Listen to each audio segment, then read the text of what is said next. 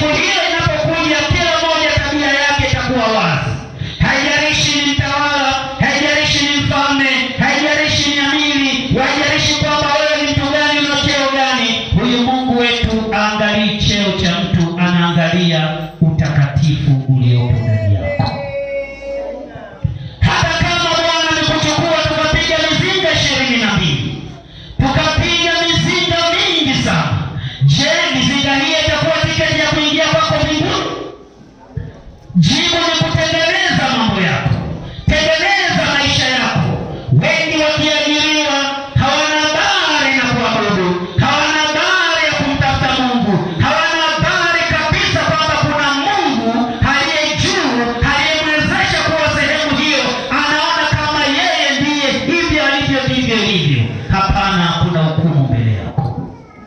Mkumbuke Muumba wako siku za ujana wako, kabla zijaja siku zilizo mbaya wakakupeleka usikotaka. Yesu Kristo anakuja. Ndio maana Biblia inasema atakapokuja mwana wa Adamu katika utukufu wake, watu wote watamwona, kila jicho litamwona, na watu wote watamwona kwa macho yao, na kisha walio haki hao watakwenda kumlaki na kukumbusha ya kwamba kesha, kwa sababu haujui siku wala saa. Majaribu yako, changamoto zako zisikufanye ukamwacha Mungu. Mwingine kwa changamoto zake anaamua kumwacha Mungu, mwingine kwa changamoto yake anaamua kufanya mambo na maamuzi yasiyo magumu. Tumeona watu wanajinyonga, tumeona watu wanakunywa sumu kwa ajili ya changamoto za kimaisha. Kumbuka kwamba ipo siku utasimama kwenye kiti cha hukumu. Biblia inasema kitabu cha Ufunuo, kuanzia wakubwa, wenye vyeo na wasiyekuwa na vyeo, wenye elimu na wasiyekuwa na elimu, maamuma na wasomi, wote watasimama kwenye kiti kile cha hukumu, na kila mmoja atahukumiwa sawasawa na matendo yake. Mungu atusaidie sana. Tujilinde, tutembee katika utakatifu. Tujilinde, tuishi maisha ya kumpendeza Mungu. Tujilinde, tujue kwamba ipo siku tutaondoka. Ukisoma katika kitabu cha Wagalatia 5 mstari ule wa 16, Wagalatia 5:16, sijui itakuwa niko sahihi, nasema enendeni katika roho. Hebu kasome mahali pale, Wagalatia 5:16, ushuke pale kidogo. Basi nasema, enendeni kwa roho, wala hamtazitimiza kamwe tamaa za mwili. 17, kwa sababu mwili hutamani kushindana na roho, na roho kushindana na mwili, kwa maana hizi zimepingana, hata hamwezi kufanya mnayoyataka. 18, lakini mkiongozwa kwa roho hampo chini ya sheria. Basi matendo ya mwili ni dhahiri, ndiyo haya: uasherati, uchafu, ufisadi, ibada ya sanamu, uchawi, uadui, ugomvi, wivu, hasira, fitina, faraka, uzushi, husuda, ulevi na mambo yanayofanana na hayo. Katika hayo nawaambia mapema, kama nilivyokwisha kuambia, ya kwamba watu watendao mambo ya jinsi hiyo hawataurithi ufalme wa Mungu. Bwana Yesu atusaidie sana. Watu watendayo mambo ya namna hiyo hawataurithi ufalme wa Mungu. Mtume Paulo kwa Wagalatia anasema, basi matendo ya mwili ni dhahiri, ndiyo haya: uasherati, uchafu, ufisadi, ibada ya sanamu, chuki, uadui, hasira, faraka. Mambo mengi yametamka pale. Hayo yote yanatendeka ndani ya mwili, na ndiye asilimia kubwa ndani ya kanisa. Watu hao wanatenda haya. Mungu atusaidie sana. Hebu tumwangalie na Daudi anatuambia nini katika matendo ya mwili. Zaburi ya 50 mstari wa 20 hadi 22. Tuangalie. Mtume Paulo amesema tukienenda katika roho tutaurithi ufalme wa Mungu, lakini matendo ya mwili ameyataja Mtume Paulo, ambayo ndiyo atakuwa kipingamizi kikubwa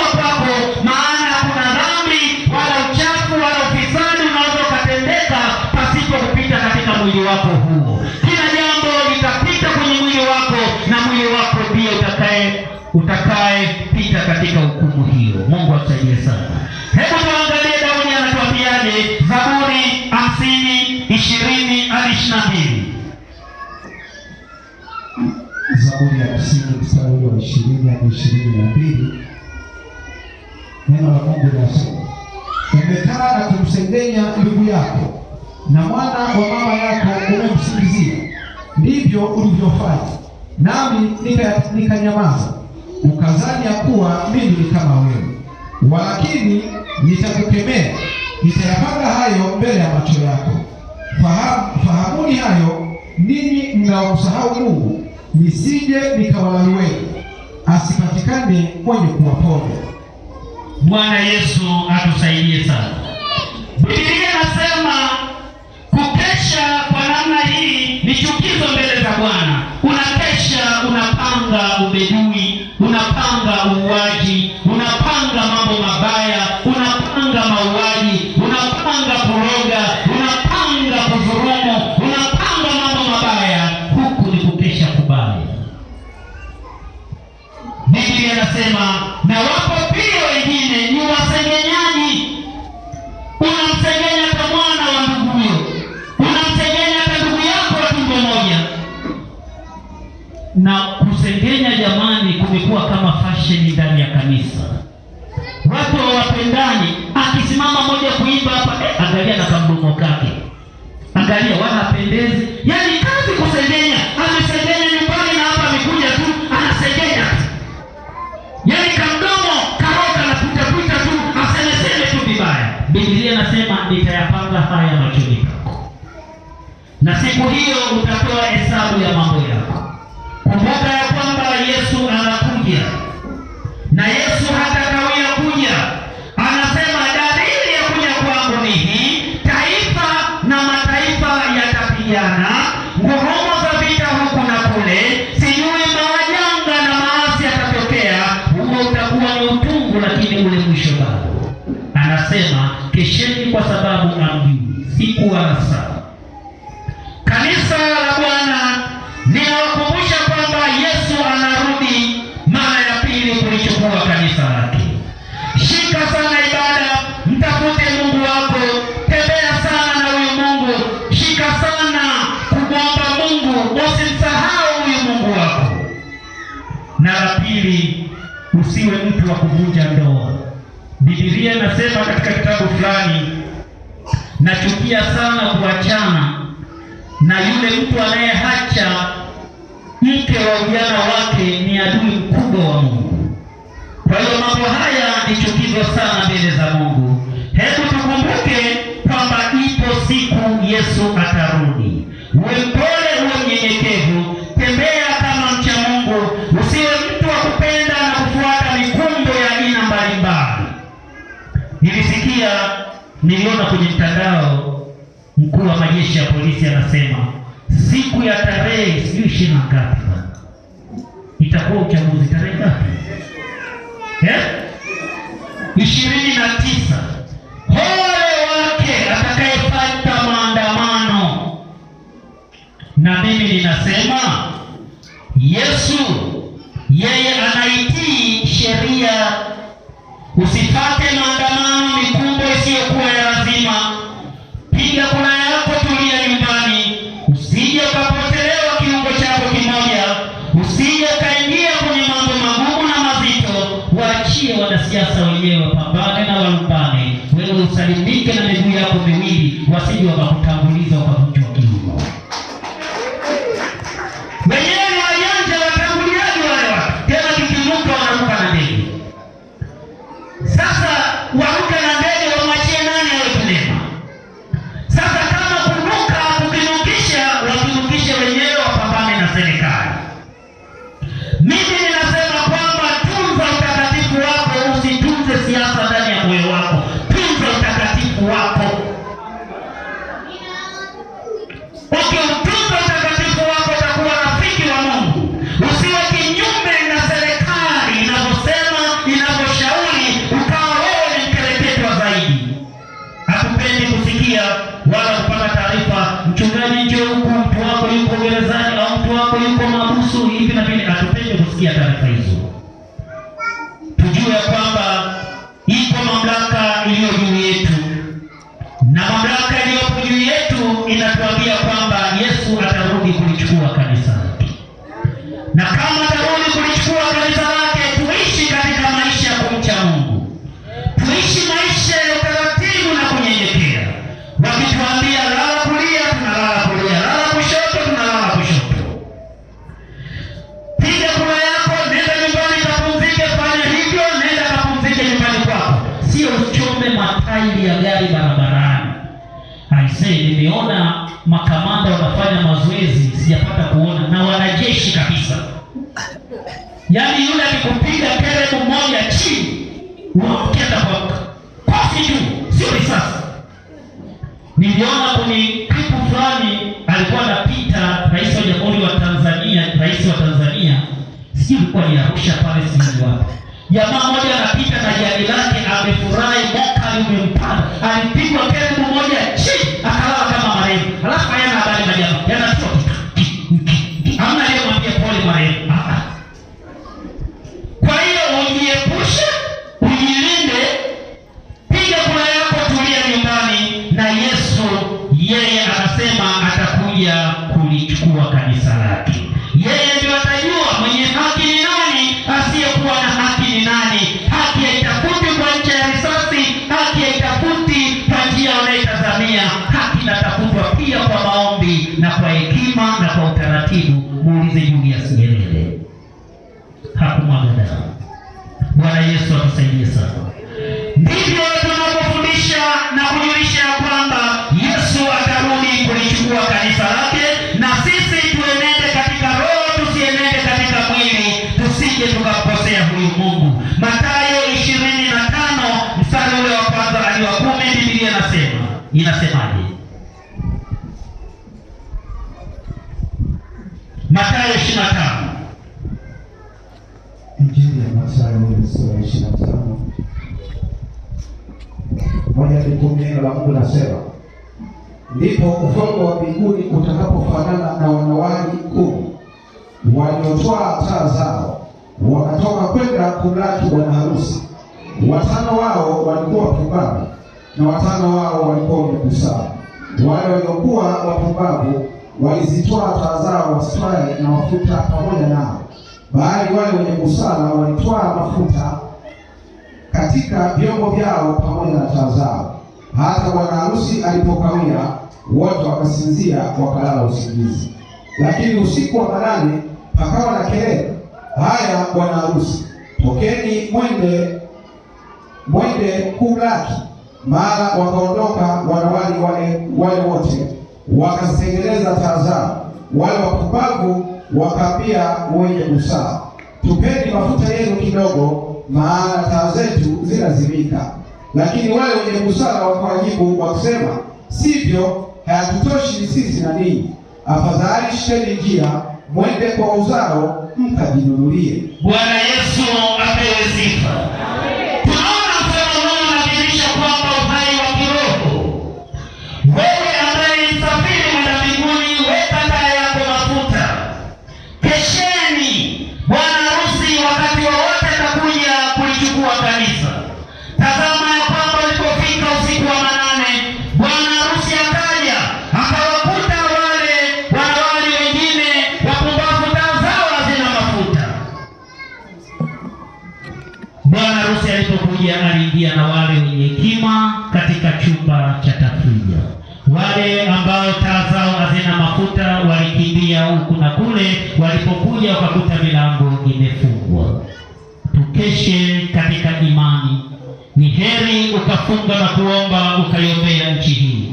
Ni heri ukafunga na kuombea familia yako. Ni heri ukafunga na kuomba ukitembea katika hali ya utakatifu na ukaiombea amani ya nchi hii. Biblia inasema wale wanawali wapumbavu walikaa nje. Ndiyo mfano huu unadhihirisha siku ya kuja kwake Yesu. Wengine ukesha katika imani, na wengine ukesha katika masengenyo, wengine ukesha katika mambo mabaya. Tunaomba kwamba isikukute katika hali hiyo. Mungu atusaidie sana. Tukeshe katika hali ya utakatifu, tukeshe katika hali ya kumjua Mungu na kumcha Mungu, na siku moja Bwana atatufuta machozi kwa ustahimilivu tutakao kuwa nayo. Mathayo 7:21-23, Biblia inasema hivi. Mathayo sura ya 7 mstari wa 21 hadi 23. 7:21 hadi 23. Neno la Mungu aliye hai linasema, si kila mtu aniambiaye Bwana, Bwana atakayeingia katika ufalme wa mbinguni, bali ni yeye ayafanyaye mapenzi ya Baba yangu aliye mbinguni. Wengi wataniambia siku ile, Bwana, Bwana, hatukufanya unabii kwa jina lako, na kwa jina lako kutoa pepo, na kwa jina lako kufanya miujiza mingi? Ndipo nitawaambia dhahiri, sikuwajua ninyi kamwe, ondokeni kwangu ninyi mtendao maovu. Bwana Yesu atusaidie sana. Maneno haya aliyasema Yesu, sio kila mtu asemaye Bwana Bwana watakayeingia katika ufalme wa Mungu. Watakuja wengi watasema, Bwana tulitoa unabii, Bwana tulitoa pepo, Bwana tulifanya hivi. Atasema, ondokeni kwangu siwajui kamwe. Ni kwa nini wakatae hawa na walitoa unabii, walifanya hivi? Wengine hufanya hivyo, wafanya hayo yote kwa hila, hufanya hayo yote kwa kutaka umaarufu, tena wakiuchukua kuzimu. Hufanya hayo yote ambayo ni kinyume na Kristo, japo Biblia inasema nyakati za mwisho injili itahubiriwa hata kwa hila. Lakini Biblia inazungumza hiyo tena, atakuja kuwakataa watu wengi. Bwana tulitoa pepo kwa jina lako, kwa nini hauniruhusu niingie katika ufalme wako? Atasema, ondokeni kwangu ninyi mliolaaniwa. Je, nafsi yako unajua ya kwamba akija Kristo utakwenda? Kwa matendo yako akija Kristo utaperform vizuri kuingia katika ufalme wa mbinguni? Hao kwa kuwa unajiona wewe ndiwe umekuwa una nini, unaona kwamba ndivyo ilivyo? Wengi wetu Bwana ataweza kuwakataa wengi. Mfano huu na msemi huu unajidhihirisha kwamba Mungu anapendezwa na mtu mwenye moyo wa toba, mtu anayejinyenyekesha kama Daudi alivyojinyenyekeza. Daudi tafsiri yake anaitwa Bwana wa vita. Daudi alikuwa mtukutu. Daudi alikuwa usinipite. Kila mwanamke kwake anaona ni heri. Lakini toba yake ilipoingia kwake, Biblia inasema Daudi alikuwa mnyenyekevu, alikuwa mpole, toba yake ilikuwa ni ya dhati kabisa. Hata jaribu la mwisho akapewa binti Migoli ampe nyoto. Biblia inasema Daudi hakufanya chochote. Kumbe kila mmoja hujaribiwa kwa tamaa yake. Angalia umeokoka, ile tamaa uliyokuwa nayo nyuma isije kukufuata katika wokovu, na hiyo ikakutenga na Mungu aliye hai, na hiyo ikakufanya kwamba usiuone ufalme wa Mungu. Hebu angalia, kabla ya kuokoka ulikuwa na tabia gani? Ulikuwa na tabia kama mdomo, umekuja nako mpaka kanisani. Ulikuwa na tabia kama shirikina, umekuja nako mpaka kanisani. Ulikuwa na tabia kama ukorofi, umekuja nako mpaka kanisani. Ulikuwa na tabia kasiyokuwa na uaminifu, umekuja nako mpaka kanisani. Umekuja na tabia kahila, umekuja nako mpaka kanisani. Biblia inasema mambo yako yatakuwa dhahiri siku hiyo. Ni heri ukatengeneza, achana na tabia ya nyuma. Wokovu ni kubadilika, wokovu ni kumgeukia Mungu, wokovu ni kunyenyekea, wokovu ni kushuka, wokovu ni kupondeka. Unakuwa mpole na unatembea na Mungu ukingali uko hapa duniani. Shika sana na utunze sana ulicho nacho, maana huyo Kristo ipo siku atakuja. Chana na miemuko ya dunia hii, simama kama mtakatifu.